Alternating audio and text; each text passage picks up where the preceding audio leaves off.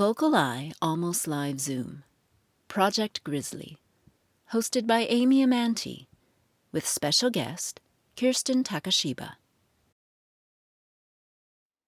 Welcome to this VocalEye Almost Live event. My name is Amy and Amantea. I use she, her pronouns, and I'm the Associate Director here at VocalEye. I am your host for these Almost Live events, and I'm a member of the blind community and proud to be here with you all on this Wednesday night, enjoying your company.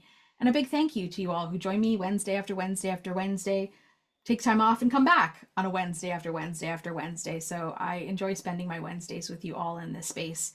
My friends, my chosen family right here in the Zoom room. So thank you so much for spending your time with VocalEye this evening. And thanks for your support, your letters, your testimonials. It all means a great deal to us as a small nonprofit who are constantly sending letters to funders and telling them how our programming impacts you. So keep those coming, read them all. We respond to them, and it really touches my heart and I don't know, makes me smile, I guess, when I hear from you all. So please and thank you for all of those. If folks are watching us on our YouTube channel this evening for this episode, we hope that you interact with us as well. We hope that you hit like and subscribe and share and all those fun YouTube things. You can also check us out on our website at vocaleye.ca and subscribe to our newsletter and our YouTube channel. So we hope that you interact with us as well. VocalEye is broadcasting to you all from the traditional and unceded or stolen lands of the Coast Salish peoples, in particular the Squamish, Musqueam, and Tsleil-Waututh First Nations. Now, tonight's film is from the National Film Board of Canada and features grizzly bears. So as I was thinking again about my land acknowledgements and my role as a settler person and what that means to me in terms of my role in Truth and Reconciliation and what I want to learn about the land. And I live on the North Shore at the base of Grouse Mountain. And so we have lots of bears in my neighborhood. It's not unheard of for me to experience a pile of bear scat in my yard or jingle my keys when I come home in the evening, because I know that I want to reduce the risk of encounter in my yard in the dark. So with that being said, I did a little bit of research on bears and their significance in Indigenous cultures. So let me share with you a little bit about what I learned. Bears hold deep cultural, spiritual, and ecological significance in many Indigenous peoples across North America and beyond. Their importance is rooted in a profound relationship with the land, storytelling, traditions, and traditional ecological knowledge. In many Indigenous cultures, bears are viewed as sacred beings. They often symbolize strength, courage, protection, healing, and introspection. For example, among the Anishinaabe, the bear is one of the 7 grandfather teachings, representing courage. In West Coast nations like the Haida and Tlingit, the bear is considered an ancestor and powerful clan crest figure. In Plains cultures, the bear is a guardian spirit and often appears in vision quests and ceremonies. Bears are also closely associated with healing because of their use of medicinal plants in the wild. This is a behavior that's been observed and respected by Indigenous knowledge keepers. Bear medicine is often used in rituals to promote physical and spiritual health. Bears feature prominently in Indigenous stories that teach moral lessons, survival skills, and cultural values. Indigenous peoples recognize bears as keystone species. They help regulate ecosystems by dispersing seeds, cycling nutrients, and maintaining balance between predator and prey. Bear hibernation cycles are used by some Indigenous communities as a marker of seasonal change and are tied to teachings about rest, renewal, and self-care. Many Indigenous communities share traditional territories with bears. This has fostered systems of coexistence and stewardship, where the survival of the bear is tied to the well-being of the people.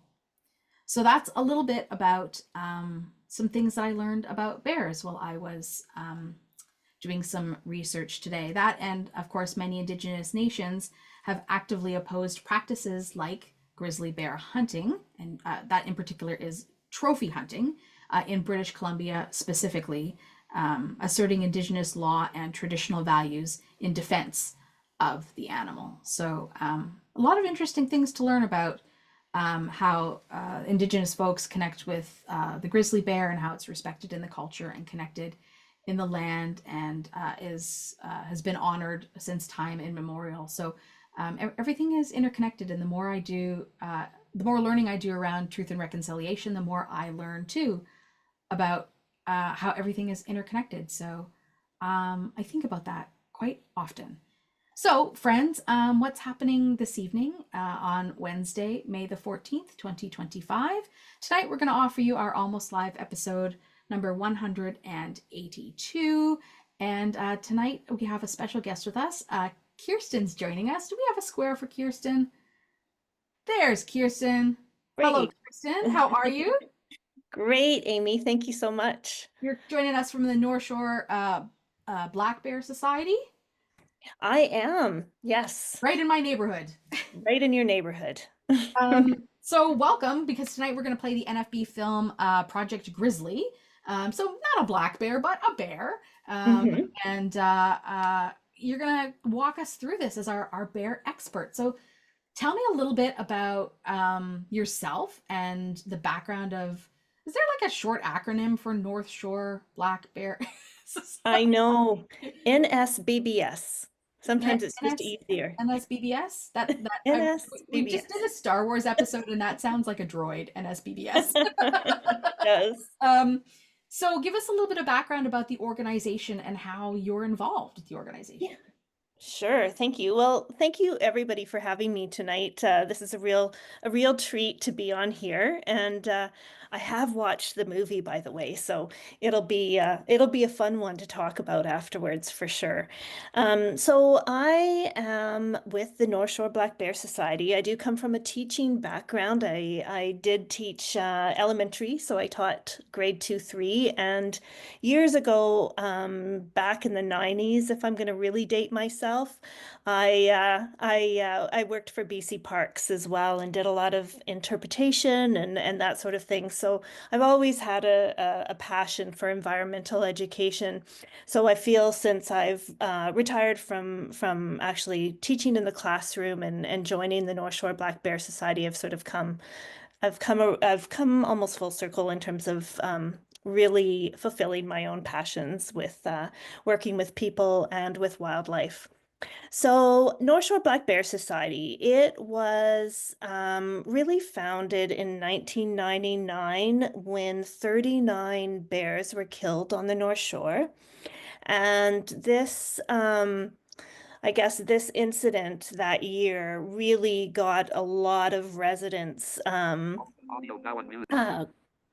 Oh, everything okay? Oh, it's just somebody's screen reader. They'll turn it off in a minute. Okay, perfect. And yeah, so all the residents really got themselves together to try to figure something out to try to lessen the bear issues that were happening, and with the goal of not having bears killed because of attractant management issues. So in 1999, the network was filmed, the North Shore Black Bear Network, and they were quite successful in this time, being able to raise awareness with bear attractant management and increase the understanding of bear behavior. And they were successful in encouraging residents to work together to reduce bear deaths. So in 2005, it became a society, so the North Shore Black Bear Society, and this is what it is today. We are a small nonprofit. We have a board of directors. We have 2 staff only, so myself as a program coordinator and Holly, who's the executive director. And then we have our volunteers who help us out at community events, who help us do neighborhood outreach in the neighborhoods in terms of being able to hit those hot spots on the North Shore where there's a lot of, let's say, attractant management issues. We really do say we manage people rather than managing Mhm. bears, because really, if we get those attractants managed and there's nothing for those bears to eat on our properties, and they go back to eating their regular foods. So that is a great thing to understand, which is why we don't like really using the word um, food conditioned or habituated, because it is almost a fearful word that if this is what happens to the bear, then they can't go back. Whereas science has shown that bears can go back to those natural food sources. So, in terms of what we are mainly about, we're mainly about education. So we support, we offer recommendations and suggestions to residents, visitors, and we also help our bears. So I was actually quite amazed at all the different things that we do. So just a few quick, you know, things that we're sort of doing on a daily basis is, well, we respond to reports. And so we do get telephone calls to report a bear incident of some sort. So it might be bear getting into garbage. It might be just the fact that somebody saw a bear. And we love getting those reports. We love getting any report just because it allows us to know where the bears are on the North Shore, where they're sort of hanging around a lot, and it allows us to know where we can better that education. So we respond to reports by phone, email, social media, texts, and that's regarding black bears, cougars, and coyote behavior and attractant management. So we do get questions about all three of those animals. We do presentations. So we do school presentations. We do general public presentations. We do guides and scouts. We do summer camps. We do English language learners. We do park rangers, specialists for outdoor groups. We do film crews, and any companies that operate in the bear habitat. So we don't just do a lot of, we will do preschool from 3 to 5, 3 to 4 year olds, and then we'll do K to 7, and then we'll also do high school with a lot of their outdoor classes. But we're also moving into bear safety now as well. So we're really focusing on sort of that bear behavior and what to do if you encounter a bear while you're working. I think we put through 200 postal workers on the North Shore this past Wow. fall. Yeah, so that's been really fun and really interesting to sort of move into that safety direction. We do a lot of door-to-door outreach where we actually go into those neighborhoods that are hot spots. So we get our boots on and go talk to people. We place bear signs all over the city of North Van and North Vancouver. The District of West Van tends to put up their own signs, but we do communicate with them. We do interactive displays at trailheads and a lot at community events. Um, and we also do a lot of media opportunities. So often interviewed by radio, TV, North Shore News, those sort of things. So it's really lovely ways to be able to get our messaging across in terms of keeping those bears safe. So that's really That's a what we lot. do. It's a lot. It's exciting. Yeah, that's a lot. It sounds really exciting. I'm thinking about, I don't know if anybody else in the space is thinking about this either. And you don't have to answer this now because you might want to marinate on it. Sure, Because I sure. maybe, or maybe you know the answer. But I'm thinking about my own safety as somebody who's really low vision, or people's safety who are blind, Hmm. and how often I may not even know if I'm in the space of a bear or a coyote or a mountain Hmm. lion or a cougar or something, and how easy it would be to be walking through a trail on my way home and be, attacked from the back, on my back Right. or something, and I have no idea because I hate to use the word stalked, but especially when it's like a cougar or something. Hmm. They're very quiet and they're very fast. Uh, Hmm. and what is it that I'm supposed to do if I find myself in a position like that? Yeah, no, really, really good question. The good news is that it's your voice that is the best tool you can use. Okay. So wildlife, especially on the North Shore, but in general, bears, cougars, and coyotes all can identify you as human through your voice. So it's better than a bell, it's better than keys jingling, Okay. because as soon as they hear that human voice, what they want to do is avoid us. So it's sort of avoiding that surprise encounter, so we don't surprise them. And often an animal may act defensively if they're surprised, which means that the best thing we can do then is back away from that animal Mhm. and give them that space. So, but yes, so the voice is number one. So either you're on a trail, either you're coming around your house, the sides of your house, if you know a bear's been in the area, is just saying, hey bear, and just using a calm voice. Most of the time, the bears in our neighborhood are so tolerant of us, so patient with us. They've been able to coexist with us for so long, and they've really learned how to do that. And so really it's all about us learning how to coexist with them as well. Right. So the biggest thing is your voice and creating that space away from that animal. So you can be preventative by using your voice in the first place. Yeah. So using a calm voice instead of like, oh, I'm gonna go for a walk on the trail and I'm gonna sing "Girls Just Want to Have Fun" at the top of my lungs while I'm walking. Yep. And you can do that I can too. do that I too. mean, we often encourage that, especially with groups with kids and stuff, right? And so Yeah. the kids are all singing, but by all means, it's just that human voice. I don't know how everybody else will feel on the trail, but that bear will probably want to leave. Not sure I care how everybody else feels. This Exactly. is survival of the Exactly. fittest we're talking about. Yeah, Yeah. exactly. So yeah, so definitely on the trail, it's all about using that voice, allowing the animals to know that you're there. And it is so incredibly rare to have that negative experience with a bear. I mean, cougars are elusive, cougars are shy.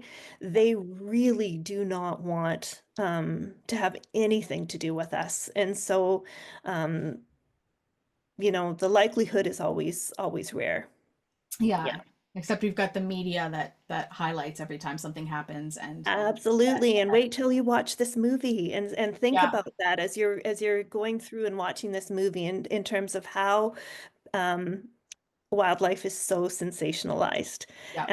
And this movie does a great job with sensationalizing grizzlies all the way through. We often say that in this space about disability, and it's like, Mhm. the only person that you know with autism in a movie is Dustin Hoffman in Rain Man.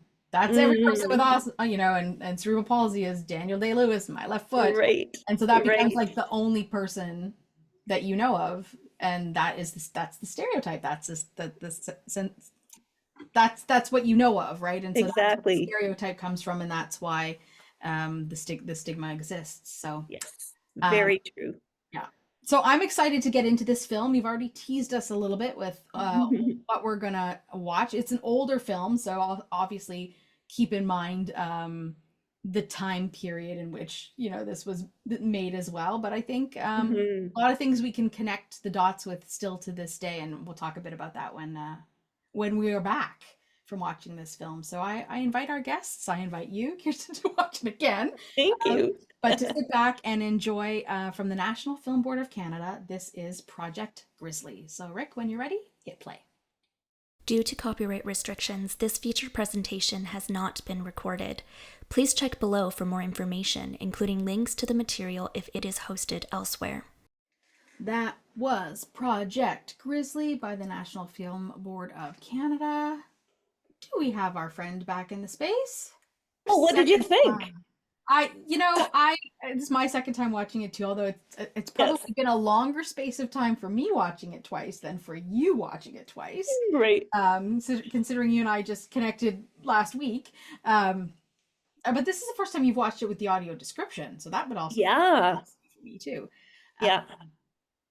I was saying before we had the opportunity to let our audience in that it Mhm. always makes me chuckle in my heart just a little bit when human beings are like, haha, I'm such a good friend of, I'm the best friend of the grizzly bear. Ha ha ha ha, I can communicate with the animal. You know what I mean? Like, that just always makes me laugh Yes. because it's like, what are you, nuts?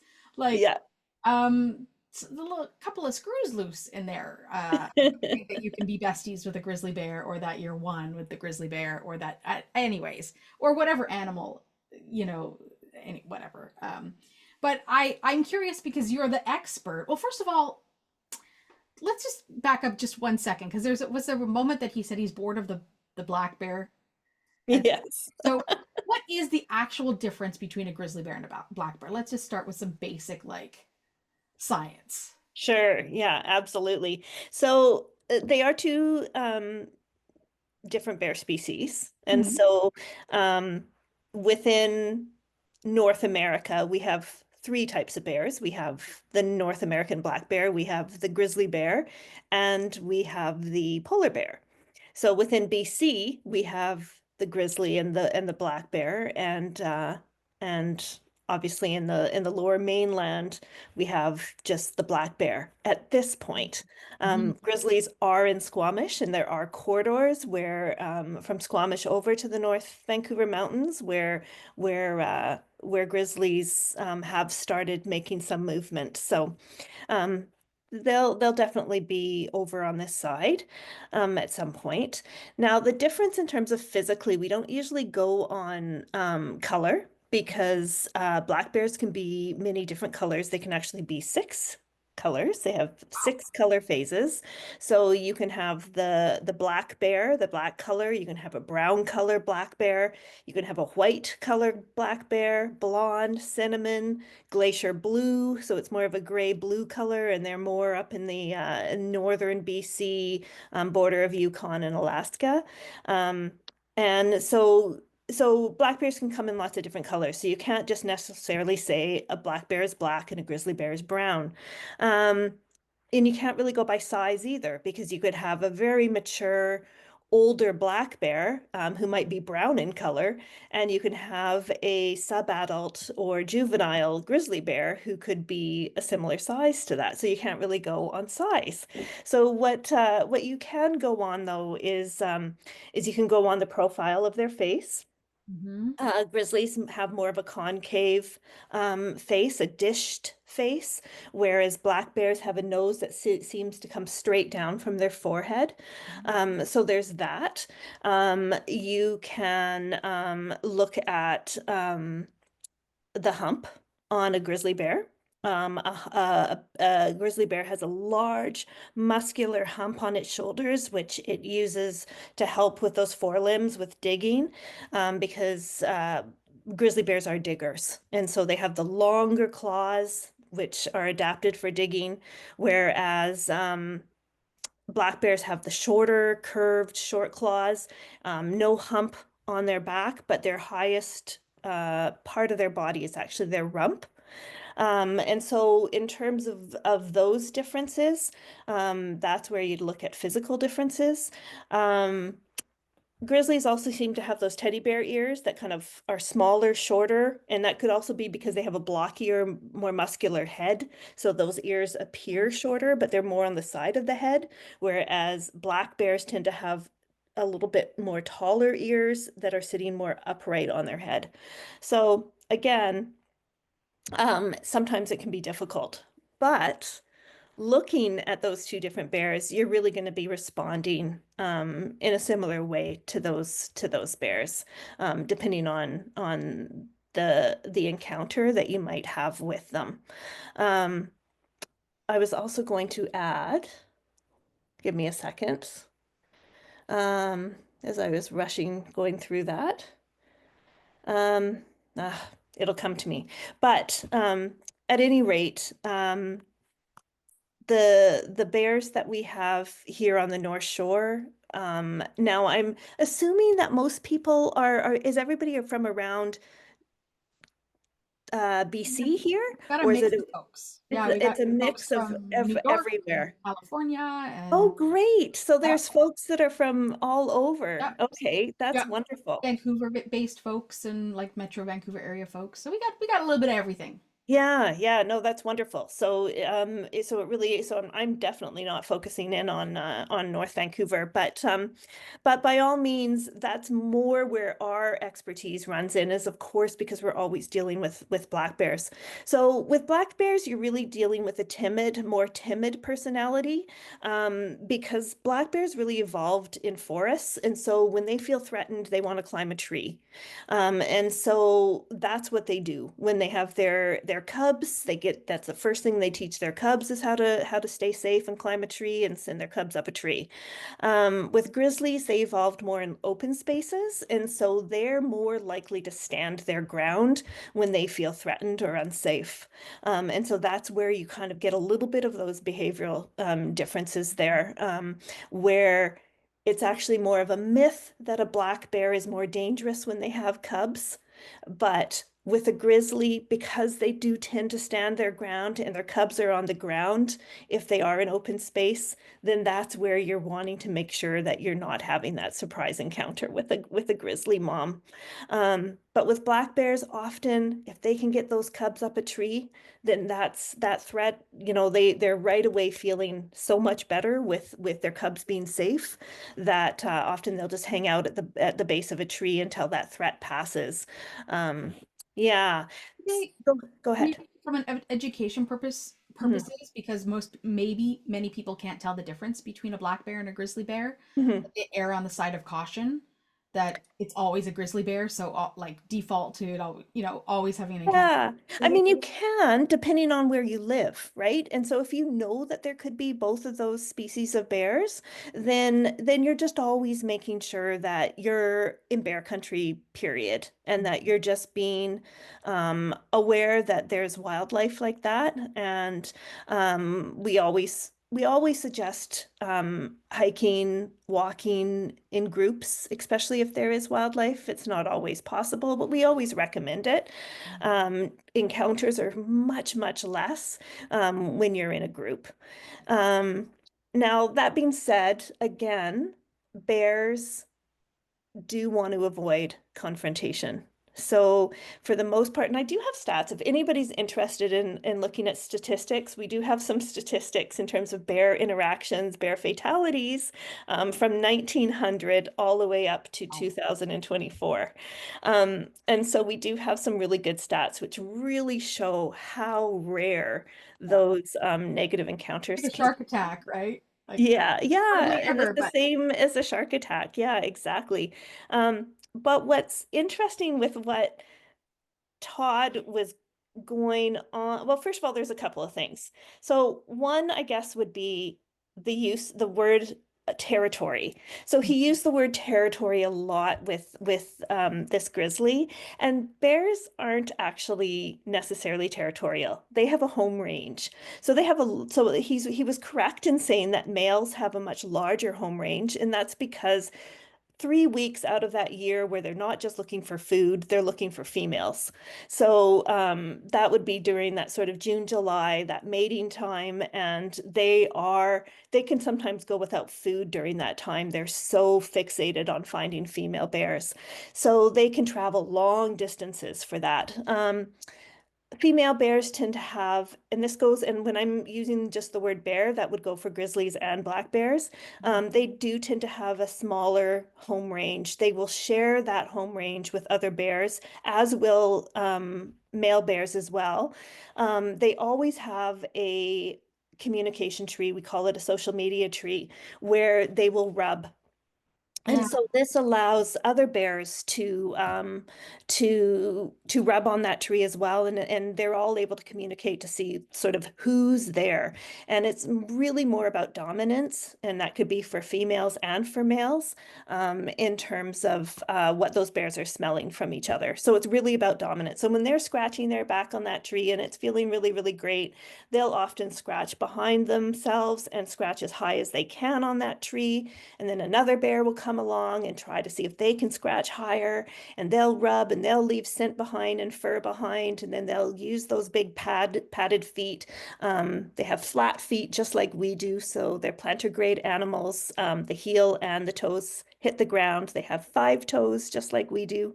And so it's easy to tell if you're looking at a bear track, if you're feeling a bear track, you can feel those indentations of 5 toes. And so it's easy to tell that from a wolf, from a coyote, from a dog, a cat, who all have 4. Yeah, and so bears will communicate with each other through these rub trees, and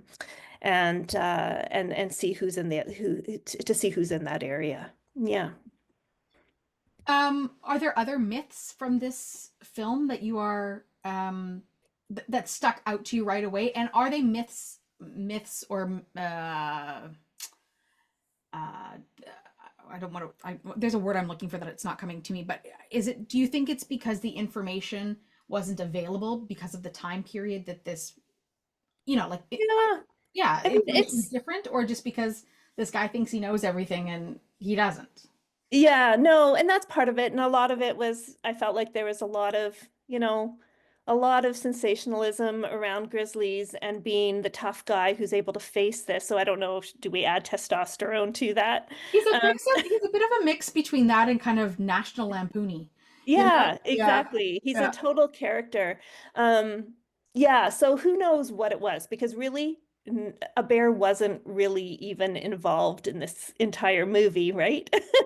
It was all about, how he was going to make this suit. And to be honest, we were really thinking about that, going, what would a grizzly do if he all of a sudden saw that big, massive spacesuit appear in the middle of the wilderness with like 2 steps and the guy's down? And really, it could go either way. It's really important to remember that all bears, grizzlies, black bears, polar bears, all 8 species of bears on this planet, they are incredibly intelligent. So they rank right up there with primates and cetaceans as being one of the sort of 3rd smartest animal out there. So they are brilliant. And so they could either go, okay, and they're also very curious. So I'm curious about that. Now, would he really go and then try to rip apart this bear suit? Who knows? Yeah. But I wouldn't doubt that the bear would go over to the suit because I'm sure he's on the ground at this point. Yeah. He's fallen over at this point, where he might, give a bat, see what happens. He might give a bite just to see what happens. When he realizes there's really nothing there, he'll most likely just walk away. So that would be one scenario. Another is he could just take roll his eyes and walk and away. roll, exactly. Who And is this clown? leave.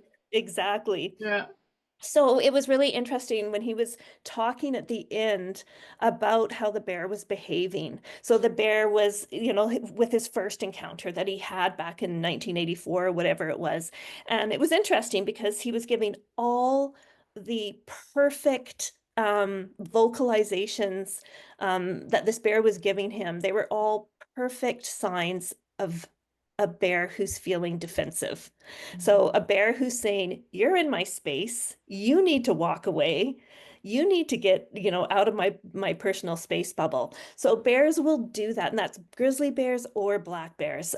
They will jaw clack, like he was talking about. Yeah. Where their jaw is going clacking, where they're clacking their teeth. They will woof, they will huff, they will expel air. They may dance their paws. They may even do a bluff charge if they're really stressed. It's really important not to mix up aggression with defensiveness, because those bears are seeing you as a threat for whatever reason. Maybe it was a surprise encounter, maybe they had cubs, maybe they were defending a food source, but they see you as a threat. So the most important thing you can do at that time, which in a sense he did, he wasn't loud, he didn't run, he had a big pack on. He did things that he wasn't supposed to, although it's really important to increase that distance. So we always say back away slowly, increase that space, let that bear feel like you're not in its personal bubble anymore. So so those would be all the things you'd do with a defensive bear. You'd want to use a calm voice just to let that bear know that you're not a threat. You're doing everything to let that bear know you're not a threat. So that would be one behavior. Of course, there's the other behavior, which is a non-defense behavior, which would be more that bear isn't showing any reaction towards you, except it may be looking at you, but its ears are straight up. It's not making any vocal sounds. It's completely silent. There was a video that just went around, I think, it was a bear that I think was in the BC Rockies, and he was a big grizzly, and the guy was walking ahead of him and then noticed that this bear was coming along on the trail. Well, it turns out this bear just wanted to pass on by. Like that's all he wanted. They were using the same trail. If this guy had just stepped off the trail and let that bear pass, he wouldn't have had as much drama as he did, or as much fear, because this bear was not showing any signs of interest in him whatsoever. So sometimes it's just really important to be able to know what that bear is, to be able to, and I say this with, yeah, really just understanding that behavior. Bear safety has come such a different way than, if it's a grizzly bear, play dead, and if it's a black bear, fight back. It's come such a long way in terms of that behavioral approach and really understanding what their behavior is doing in terms of how you should react. So if a bear is really interested in you, it could be curious and it's approaching you. We always recommend bear spray. Bear spray is an excellent tool for a negative a reaction that a bear can get from it. It's 45 minutes of a lot of discomfort, but then it's fine. But it will most likely never want to approach a human again if it receives that. Yeah, But if so you don't have bear spray and you're being attacked by a bear, what's the best tactic? yeah, so if you have that rare incident where you if that bear makes contact and it's a defensive bear. So if you know it's being defensive because it's already made all the vocal signs, all of those things that's showing you it's defensive, then that's where you want to play dead once that bear has made physical contact with you. Because if it realizes that once you're down and you're no longer a threat, and then the likelihood of it moving away is very, very high. And so, but you do want to wait, because if you get up too soon, then that bear may think you're still a threat and it will come back. So really, really important that you lie still. It's always I've never been in that situation myself. I can't Your heart's imagine how it would thumping. feel. Yeah. Yeah, absolutely. And so you just have to do everything you can to just kind of go, this bear is just feeling threatened right now. I need to just lie still. But on the other hand, if you have a bear who's non-defensive, meaning super just hyper fixated on you, ears are up, no vocal sounds, nothing whatsoever, and it's not leaving, no matter how big you're making yourself look, no matter how you're using your really firm voice to let that bear to back off, and it makes physical contact with you, then that's where you want to fight. Yeah. So you really want to fight that bear. Like, But go for your again, eyes or what? rare. Yeah, the nose is incredibly sensitive. Right. And definitely there was one incident where she tweaked the bear's nose and it took off running. So yeah, definitely face, eyes is an incredibly sensitive part of that bear. But yeah, again, rare to have those For those sure. Yeah. those attacks. But yes, that's sort of the avenue that that most are taking now with what you should do. Right. Okay, friends. I also want to let our guests in the room know that you also have the opportunity to ask questions, to share comments about the film, whatever you'd like to do, because we do have a guest in the space who, of course, didn't make the film and didn't star in the film, but is a bear expert in her own right. And so if you have questions about bear habits or deterrence or those kinds of things, please ask those, or maybe anything you saw in the movie that you just want to bounce back off of us, please know that the window is open for you to do that as well. So I will make sure. You're going to monitor the questions there, Amy? I'm going to monitor. We Okay. usually we usually don't have the chat open, but is there something in the chat? I don't think so. Usually the chat triggers the screen readers, and so we don't have the chat abled, but I have a hands up panel that I can follow. Okay. So if something pops up, that I notice. But we'll just keep chatting until somebody wants to say something or not. Yeah, we just absolutely. never know. Did you have a favorite part of this film? Well, my favorite part was kind of just more funny. Like it was more just a funny incident where I just really laughed. And I think it was the part towards the end where he was in his suit and they were trying to get him to get up to wherever they thought this grizzly would be. And he kept falling over. And I think he made some sort of comment of that he just wanted a meadow. Just want a meadow. Stuck in the I mud. just thought I had a good laugh with that And they one. did make a comment at the end that was being read out. The audio description was reading out because it was written about. I think it said something about him working on the next iteration of the suit. Yes. And then I wanted to be like, well, where's part 2 of the documentary? Because now I want to know. Exactly. Did he ever encounter a bear? Yeah. And what sort of research was he wanting to do? He never ever talked about this research. He just said he was going to do research. So I was always quite interested in that one. I assume, I mean, it's all an assumption, but I in my brain, in my imagination, it's like it's like being in a boxing ring or an MMA ring with a bear, and it's like, can he go 2 rounds with Bear Tyson and like Exactly. Yeah. What was he going to create the next bit of garb that somebody who was a hiker could go hiking with? Yes. To protect themselves from a bear, or bear scientists could go. I don't know who knows. But, it was crazy. But I was just thinking the other thing that was interesting too was when he was driving to the Rockies, and they mentioned the Lake Louise campground. And I well remember that. And actually, my husband, he actually knew those 2 Australians that were part of that. It's funny because he met them in Australia through another mutual friend. And so it was just very interesting. Small world anyway. But at any rate, what was going on with that bear in that campground is that she was a mom with a yearling. Now, a yearling is a cub that is over a year old at this point. Cubs stay with their moms. Sorry, grizzly cubs stay with their moms for 2.5 to 3 years. Black bear cubs stay with their moms for 1.5 years.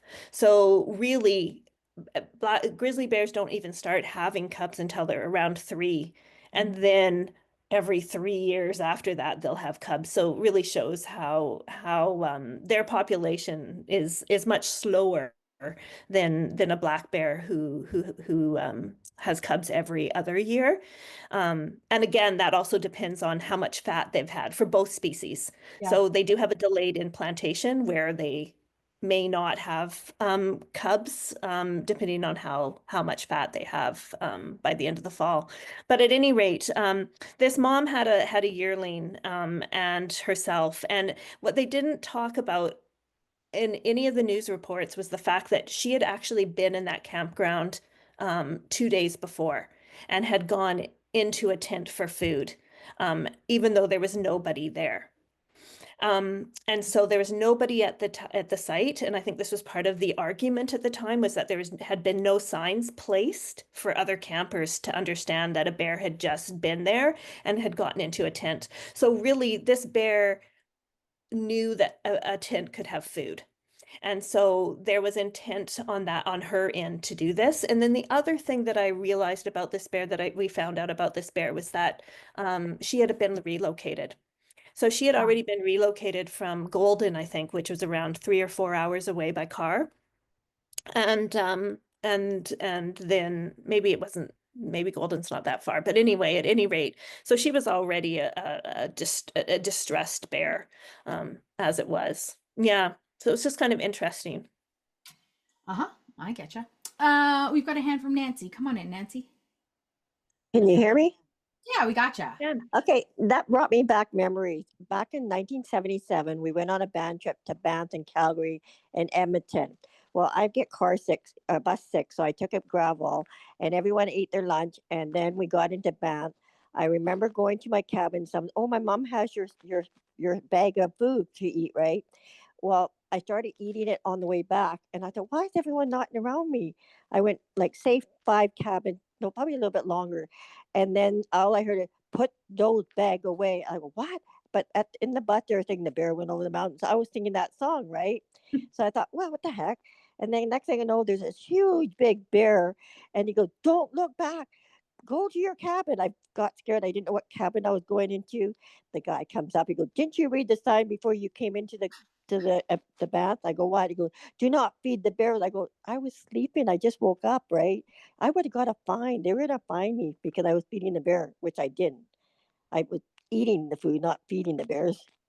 But I want to know, were they grizzly bears or were they, I don't know, with a brown bear, I heard. Oh yeah. Well, brown bears are often grizzly bears or brown bears basically mean the same.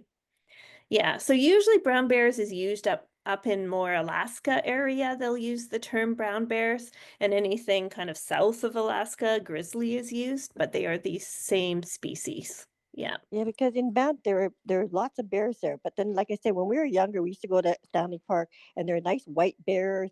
Oh my God, they're in the zoo there. It was just unbelievable seeing white bears, and then all of a sudden I see brown bears.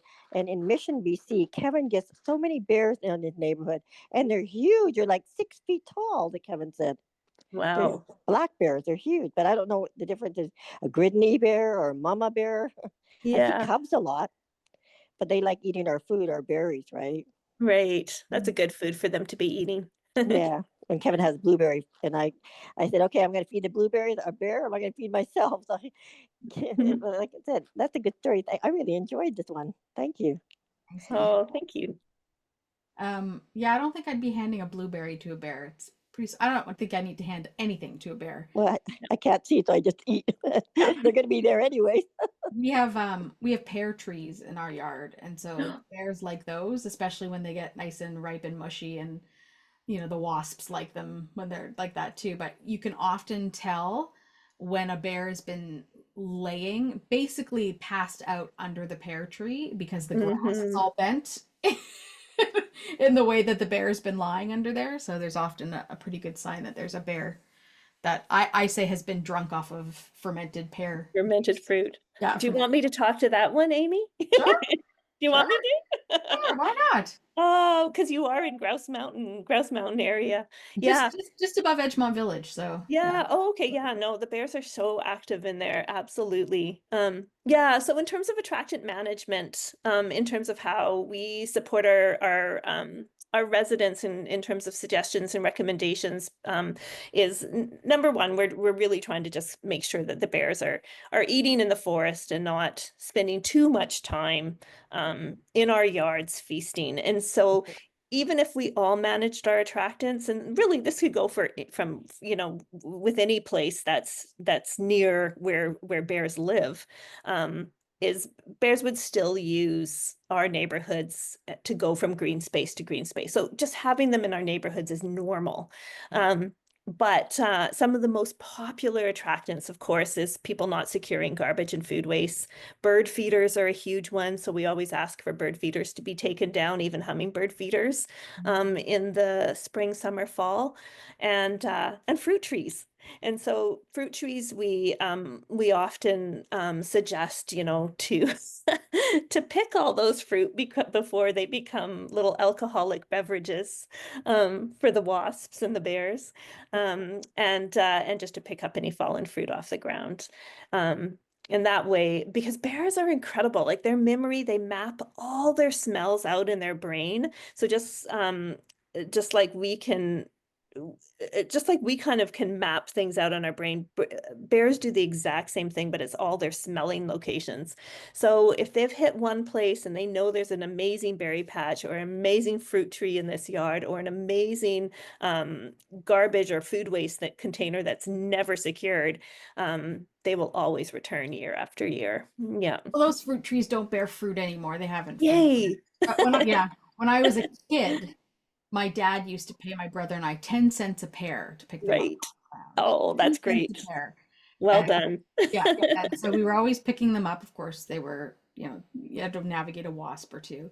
But we would have these bags of pears and we'd be like, I got $8 worth of pears. How Yeah. many pears did that tree? Yeah. So, and we would have neighbors that would come and pick them and can them and things like that. So That is perfect. they were as organic as they can get. They were like wild pear trees. They just, Oh, that sounds so yummy. and now if we get the occasional pear that falls off, we'll take it in and we'll eat it, but it very rarely Right. bears fruit anymore. Rarely. Yeah. Interesting. Yeah. Well, that's what happens when you don't cultivate your fruit trees. They were just Right. They just they were harder to take care of than it was worth, sadly. But right. it's not really a large yard. It's a really small space for a tree like that. Yeah. It's just a strange type of movie. But I wonder if films like this and folks like you, like, is it worth it to take a film like this into a school? Or is it worth it just to do what you all are doing around the education that you're doing? Like to forget about watching this sort of ridiculous, maybe stuff from the past and just start with a clean slate where young people, for example, don't know the old habits.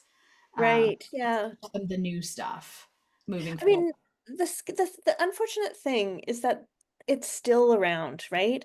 I mean, you're still going to get two images of bears in the media, in movies, Yep. and then you'll get the sweet versions too, right? Like the little cuddly bears and the little animated, furry Mm-hmm. cuddly things. So it's interesting how bears can be portrayed on either end of the spectrum. Yeah, I mean, I feel like a movie like this always, I love things that can always bring up discussion. So this movie, it brings up discussion and it can bring up so many different types of discussion. We're just mostly focusing on bears in this one. But yeah, no, I don't necessarily think. I think it brings up good discussion to be aware of when you're talking about people, wildlife, stereotypes, like all those things. It brings up great conversation.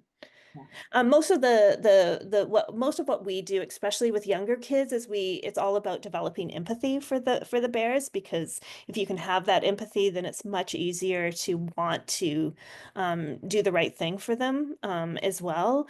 People who harbor a lot of fear towards them just want the bears gone. And I don't know what it's like in other parts of even other parts of the province. I'm not or sorry, other provinces or in the States. I'm not sure how they deal with relocation, but I know in the North Shore Mountains and especially in a lot of BC now, they're not wanting to relocate, especially black bears, because there's always another one to take its place. So it's really a matter of just managing attractants when bears are there. So yeah. Wow. Before I let you go, just because I'm curious, what are the 8 species of bear? What are the 8 species? Kodiak is the only other one I can name other than. Oh, and Kodiak is still part of that grizzly course it family. is. So it's kind of a sub yeah, I can't even spit it out right now. But they're all still part of that whole grizzly family. Oh gosh, okay, you're gonna have to bear with me here because I don't have it in front of me. So let me see if I can remember. There's the Asiatic bear, which is in Asia. There's the panda bear. There's the sloth bear. There is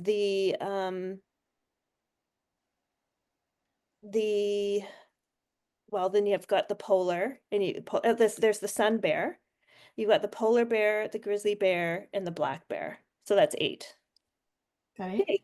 Where does the koala bear fit in there? Koala is a marsupial, so it's part of the sort of that kangaroo family Right. because they Okay. have a pouch. They just Yeah. call it a bear. Yeah, exactly. He's the tricky one. I mean, I knew it had a pouch. I just wanted to know why they called it a bear. Okay. And of course, then there's the teddy bear. It's my And then there's the teddy bear and Pooh Bear. Yeah. favorite bear. Okay. All right. I'll buy all of that. And then the honey bear. And then, Right. all right, now we're getting carried away. This was fun.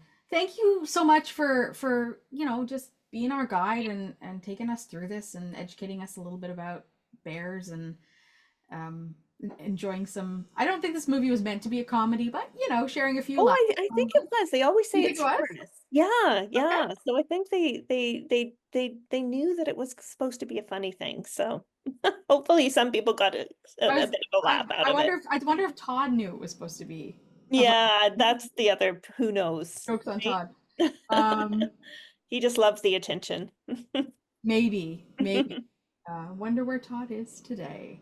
I digress. I think folks, whether you live on the North Shore or not, it would be great for people to check out the North Shore Black Bear Society and other, bear societies in your own hometown, and see if you can be a volunteer or donate some money, because I think it's part of preservation of our planet and our species on our planet, and taking care of the land that we're on. And if anybody is doing work around Indigenous, truth and reconciliation, I think it's part of that work that we do too. So it takes many folks to make a planet survive. So I encourage you to take a look in your own backyard and see what you can do to support your own bear population. Thank you so much for joining us. I really, really appreciate you coming into the VocalEye space. Oh, thanks everybody for having me. It was totally fun. Awesome. Well, have yourself a lovely night, and maybe you'll be in the space Great. again sometime soon. Perfect. Awesome. All right. Have a great night, everyone. Take care. Have a good night. Bye. VocalEye, vocaleye.ca. Special thanks to our funders, the Canada Council for the Arts, the British Columbia Arts Council, the Province of British Columbia, and the City of Vancouver.